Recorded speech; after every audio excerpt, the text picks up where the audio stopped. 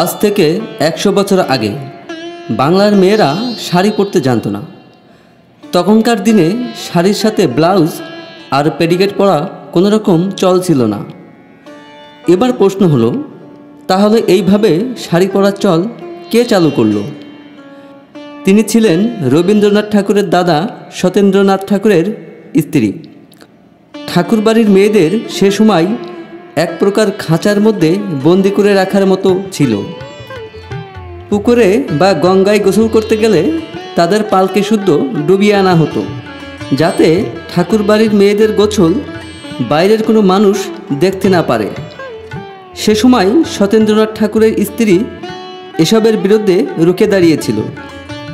ঠাকুরবাড়ির নিয়ম ভেঙে তিনি একবার স্বামীর সাথে ঘুরতে গিয়েছিলেন গুজরাটে।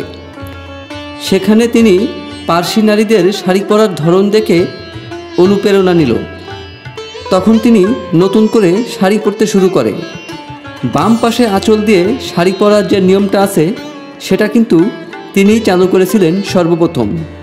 এতে মেয়েদের ডান হাতটা ফ্রি থাকতো আর কাজ করতে কোনো সমস্যা হতো না।